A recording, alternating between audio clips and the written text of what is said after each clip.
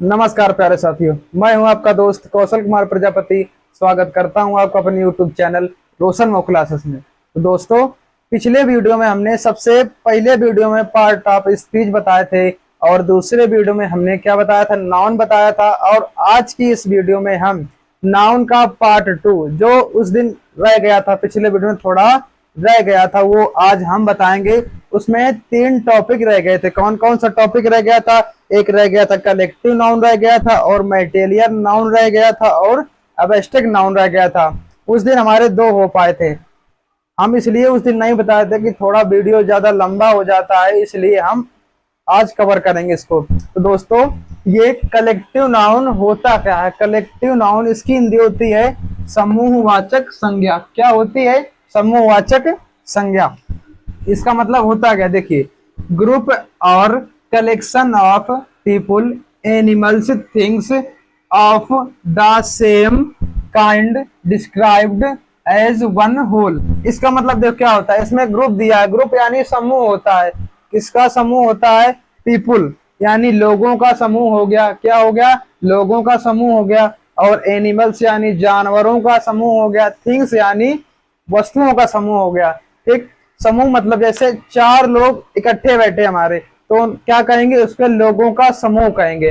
जैसे 4-5 गाय हमारी चल रही हैं, तो उनको क्या कहेंगे? गायों का झुंड कहेंगे। ऐसे भेड़ है तो उनको क्या कहेंगे? भेड़ों का झुंड कहेंगे। ऐसे इसके एग्जाम्पल हमने 2 एग्जाम्पल ले लिए। कौन कौन से? A bunch of grapes. A bunch of grapes यानी ग्रेप्स माने होता है अंगूर, अंगूर का गुच्छा। और दूसरा एग्जाम्पल हमने लिया है एक क्राउड ऑफ पीपुल, यानी पीपुल माने लोग और क्राउड माने भीड़, यानी क्या होता है? लोगों की भीड़। कहाँ ज्यादा लोग देखते हैं तो वहां पर क्या होता है? लोगों की भीड़। अगर लोगों की भीड़ होगी तो क्या होगा? वहां पर कलेक्टिव नाउन होगा। अगला नंबर आता है हमारा, चौथा नंबर क्या आता है? Material noun. मैटेरियल नाउन का मतलब पदार्थवाचक संज्ञा। अब इस पदार्थवाचक संज्ञा में क्या होता है देखेंगे इधर। ये क्या करता है? डिनोट द मैटर और substance of which things are made. ठीक, इसमें मैटर पदार्थ होता है। इसका मतलब क्या होता है? वे पदार्थ जिनसे वस्तुएं बनती हैं। इसमें क्या होता है? वे पदार्थ होती हैं जिनसे वस्तुएं बनती हैं। वो किस में आती हैं? हमारी मैटेरियल नाउन में आती हैं, पदार्थवाचक संज्ञा में आती हैं, जिनसे वस्तुएं बनाई जा सकती हैं। जैसे आयरन, आयरन माने लोहा।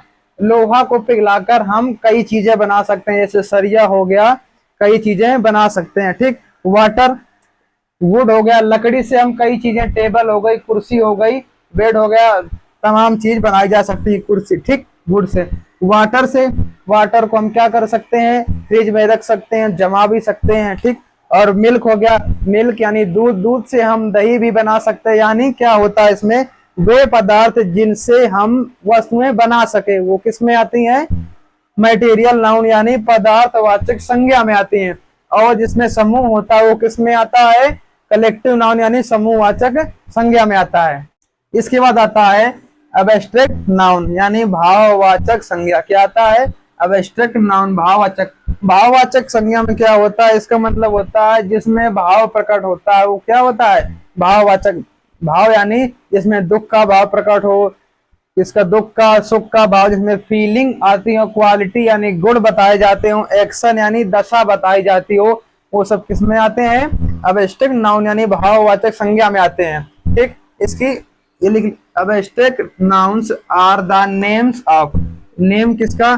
फीलिंग्स आती हैं। सबसे पहला क्या आता है इसमें? आता है फीलिंग्स, और आता क्वालिटीज आती हैं, एक्शन यानी दशा आती है। किस दशा में? ठीक, फीलिंग में हमारी क्या आती है? जैसे जॉय हो गया, जॉय माने आनंद, क्या हो गया? आनंद या खुशी। सारो माने दुख प्रकट होता है। क्या? दुख। दुख किसमें आता है? हमारा भाववाचक संज्ञा यानी एब्स्ट्रैक्ट नाउन में आता है। ठीक, इसके बाद क्वालिटी में क्या आता है? हमारा हॉनेस्टी यानी ईमानदारी। ईमानदारी क्या? एक गुण है इसी। ठीक, इसके बाद आता है ब्रेवरी यानी बहादुरता। ठीक, एक्शन आ गया। इसके बाद एक्शन में एंगर, एंगर यानी गुस्सा हो गया। लव, लव यानी प्रेम हो गया। ये किसमें आता है? हमारा एक्शन यानी भाववाचक संज्ञा में तीनों चीज हमारी आती हैं। जिसमें भाव प्रकट होता है, दुख का या सुख का भाव प्रकट होता है, वो किसमें आती है? एब्स्ट्रैक्ट नाउन में आती है। दोस्तों, ये हमारे नाउन्स के 5 प्रकार खत्म हो चुके हैं। अब मिलते हैं आपको अगली वीडियो में।